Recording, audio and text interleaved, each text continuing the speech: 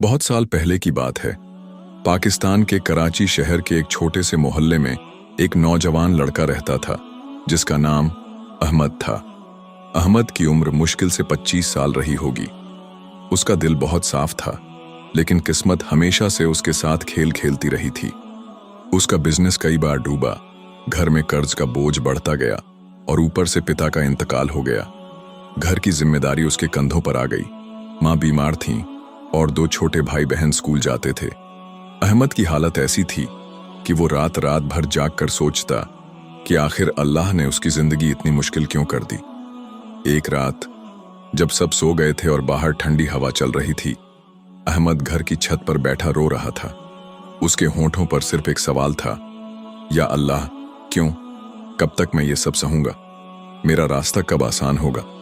उस रात उसकी आंखें लाल हो गईं और वो थक कर सुन्न हो गया। तभी उसके दिमाग में बचपन में सुनी एक बात गूंजने लगी, तहज्जुद की नमाज में जो मांगा जाए अल्लाह सुनता है। वो वक्त ऐसा होता है जब अल्लाह अपने बंदे की पुकार को ठुकराता नहीं। अहमद को याद आया कि उसकी दादी अक्सर कहती थीं कि आधी रात के बाद उठकर अल्लाह से बात करो, क्योंकि उस वक्त जमीन पर सुकून उतरता है और आसमान से रहमतें बरसती हैं। उस रात अहमद ने ठान लिया कि वो तहज्जुद की नमाज पढ़ेगा, चाहे जैसे भी हो। रात के 3 बजे का वक्त था। पूरा शहर सो रहा था। चारों तरफ सन्नाटा था, बस दूर से कुत्तों के भौंकने की आवाजें आती थीं। अहमद ने वुजू किया, कुरान खोला और धीरे धीरे पढ़ना शुरू किया। उसकी आंखों से आंसू बहते रहे, दिल में एक अजीब सुकून उतरने लगा। उसने 2 रकत तहज्जुद पढ़ी और सजदे में गिरकर रो पड़ा, या अल्लाह, मुझे माफ कर दे, मेरे गुनाह माफ कर दे और मेरी मदद कर। मैं हार चुका हूं, लेकिन तुझसे उम्मीद है।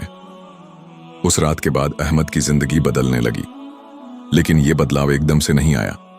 हर रात वो तहज्जुद पढ़ता, रोता, दुआ करता। कभी कभी उसका दिल कहता कि क्या ये सब वाकई काम करेगा, लेकिन फिर एक अजीब सी ताकत उसे हर रात जगाती, जैसे कोई उसे खींचकर नमाज की तरफ ले जा रहा हो। 6 महीने तक ऐसा ही चलता रहा। एक दिन मोहल्ले के एक बुजुर्ग व्यापारी हाजी उस्मान अहमद की दुकान पर आए। उन्होंने अहमद की ईमानदारी और मेहनत देखी और कहा, बेटा, मैं तुम्हारे साथ साझेदारी करना चाहता हूं। तुम्हारा कर्ज मैं चुका देता हूं और हम मिलकर बिजनेस करेंगे। अहमद को अपनी किस्मत पर यकीन नहीं हुआ। धीरे धीरे उसका कारोबार चलने लगा। घर का कर्ज उतर गया, मां का इलाज हो गया और भाई बहन की पढ़ाई भी जारी रही। लेकिन अहमद की एक आदत नहीं बदली, तहज्जुद। वो जान गया था कि यही वो वक्त है जब इंसान और अल्लाह के बीच कोई पर्दा नहीं रहता। एक दिन हाजी उस्मान ने अहमद से पूछा, बेटा, तुम्हारी जिंदगी में ऐसा क्या बदला कि तुम इस हाल से उस हाल तक पहुंचे? अहमद ने मुस्कुराकर कहा, हाजी साहब, मैं रातों में अल्लाह से मिलने लगा। तहज्जुद में जो सुकून और मदद मिली, उसने सब आसान कर दिया। लेकिन कहानी यहीं खत्म नहीं होती। अहमद का इम्तिहान फिर आया।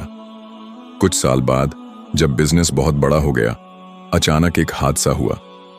उनकी दुकान में आग लग गई और सब राख हो गया। लोग कहने लगे कि अब अहमद खत्म हो गया, मगर अहमद ने उस रात फिर वही किया जो उसने सालों पहले किया था, तहज्जुद। उस रात उसकी दुआ कुछ अलग थी, या अल्लाह, अगर ये मेरा इम्तिहान है तो मुझे सब्र दे, मुझे फिर से उठने की ताकत दे। चंद महीनों में उसे एक नई राह मिली। एक दोस्त ने उसे ऑनलाइन कारोबार शुरू करने का आइडिया दिया। अहमद ने मेहनत की और कुछ ही समय में उसका बिजनेस पहले से भी ज्यादा चलने लगा। अब अहमद अपने मोहल्ले के नौजवानों को यही बताता, जिंदगी में चाहे कितनी भी मुसीबत आए, रात में उठकर अल्लाह से बात करो। तहज्जुद सिर्फ नमाज नहीं, अल्लाह से सीधा रिश्ता है। जब सब दरवाजे बंद हो जाएं, तब यही दरवाजा खुला रहता है। कई लोग उसकी बात मानकर तहज्जुद पढ़ने लगे और मोहल्ले में ये आम बात हो गई कि अगर कोई परेशान है तो लोग कहते, भाई, तहज्जुद पढ़, अल्लाह से बात कर, वो सुनता है। अहमद की पूरी जिंदगी इसी एक चीज से बदल गई, तहज्जुद की नमाज। वो कहता था, ये मेरी दौलत नहीं, अल्लाह का करम है। अगर मैंने तहज्जुद छोड़ दी तो सब बेकार है। आज अहमद का नाम मोहल्ले में सिर्फ एक कामयाब व्यापारी के रूप में नहीं, बल्कि एक ऐसे शख्स के रूप में लिया जाता है जो हर किसी को अल्लाह के करीब लाने की कोशिश करता है।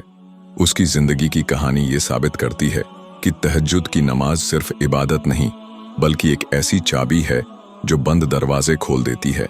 और ये कहानी हमें एक सबक देती है, चाहे हालात कितने भी बुरे क्यों ना हों, जब रात का सन्नाटा छा जाए, सब सो जाए और बस तुम और अल्लाह रहो, तब की गई दुआ कभी खाली नहीं जाती। तहज्जुद में रोकर जो मांगा जाए वो या तो मिल जाता है या उससे बेहतर कुछ लिखा जाता है। अहमद की जिंदगी इसका सबसे बड़ा सबूत है।